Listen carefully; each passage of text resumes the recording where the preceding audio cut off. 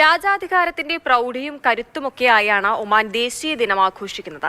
ഈ വർഷം മുതലാണ് നവംബർ 20 ദേശീയ ദിനം ആഘോഷിക്കാൻ തീരുമാനിച്ചത്. നാടും നഗരവുമെല്ലാം കൊടുതോരണങ്ങളും വൈദ്യുതി വിളക്കുകളും കൊണ്ട് നിറഞ്ഞിരിക്കുകയാണ്. ഒമാനിലെ പ്രധാന വീഥികളിലെല്ലാം ദേശീയ പതാകകൾ നിറഞ്ഞു. തലസ്ഥാന നഗരി വൈദ്യുത വിളക്കിന്റെ അലങ്കാര ശോഭയിൽ നിറഞ്ഞു. തെരുവോരങ്ങൾ മാത്രമല്ല, സർക്കാർ സ്വകാര്യ സ്ഥാപനങ്ങളും കെട്ടിടങ്ങളും മൂവർണ്ണ ശോഭയിൽ അലങ്കൃതമാണ്.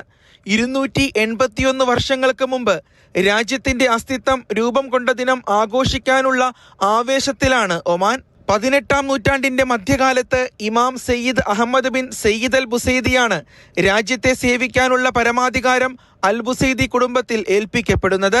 ആഭ്യന്തര കലഹങ്ങളും പേർഷ്യൻ അധിനിവേശം ഉൾപ്പെടെയുള്ള വെല്ലുവിളികളും ഉണ്ടായിരുന്ന കാലത്ത് രാജ്യത്തെ ഐക്യപ്പെടുത്തുകയും സ്ഥിരതയിലേക്ക് നയിക്കുകയും ചെയ്തത് Sayyid Ahmad bin Sayyid al Busaidi ആയിരുന്നു. സൈനികവും സാമ്പത്തികവുമായ ശക്തി വർദ്ധിപ്പിച്ച് ഒമാനെ അദ്ദേഹം ശക്തിയാക്കി.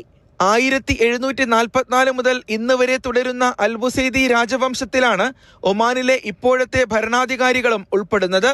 രാജ്യസേവനത്തിനായുള്ള അൽ ബുസൈദി കുടുംബത്തിന്റെ നിയോഗം ഇന്നും ഒമാന്റെ സ്വത്വത്തെ സ്വാധീനിക്കുന്ന പ്രധാന ഘടകമാണ്. അദ്ദേഹത്തിന്റെയും പിന്തുടർന്നു വന്ന ഭരണാധികാരികളുടെയും ദീർഘവീക്ഷണവും അർപ്പണ മനോഭാവവുമാണ് ഒമാൻ എന്ന രാജ്യത്തെ സമൃദ്ധിയുടെ വർത്തമാനത്തിൽ എത്തിച്ചത്. Mathrubhumi news, Muscat.